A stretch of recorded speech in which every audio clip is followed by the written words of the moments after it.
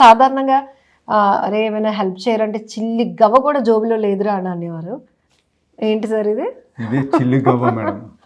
చిల్లి గవ్వ అంటే ఒక డినామినేషన్ అనమాట, అదొక కాయిన్ అనమాట.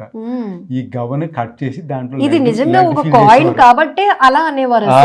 చిల్లి గవ్వ అన్నది లోయెస్ట్ డినామినేషన్ అనమాట. ఓకే. ఇప్పుడు సింపుల్ గా చెప్పాలంటే ఒక పైసా లేదురా లేదా ఒక రూపాయి లేదురా అని చెప్పడానికి అనమాట. అంటే లోయెస్ట్ రూపాయి డినామినేషన్ కూడా లేదురా అని ఇప్పుడు అంటాం. అప్పట్లో చిల్లి గవ్వ లేదురా బాబు అని అనేవాళ్ళం అనమాట. అదే చిల్లి గవ్వ. సో ఇది కూడా పైసలే. ఒకప్పుడు 700 సుమారు చిల్లి గవ్వలు అయితే ₹1. 700 చిల్లి గవ్వలైతే మరీ లో. ఓకే.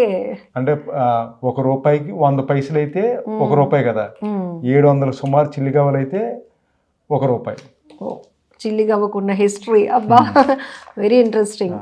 ఇవన్నీ ఇవి మనం ముందు తెలుసుకున్నాం. సార్ ఇప్పుడు ఈ 2700 చరిత్ర కలిగినటువంటి మన ఆర్థిక సంపదకు సంబంధించిన హిస్టరీ నడుస్తోంది.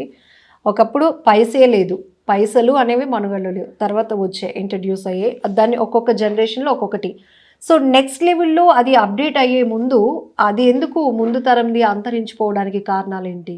ఏమీ లేదు మ్యామ్, సింపుల్ గా చెప్పాలంటే ఇప్పుడు ఈ జనపలు కోసం చెప్పారు, అది దాని కాలం పర్టికులర్ ఈ టైం వరకే, నెక్స్ట్ ఇంకొకటి అప్డేట్ ఎందుకు అది ముందు పోవాలి అంటే అది ఎలా జరిగింది సార్? సాధారణంగా ఏదైనా కానీ కొత్త రాజు వచ్చినప్పుడు ఆయన స్టైల్ ట్రై చేస్తాడు కదా.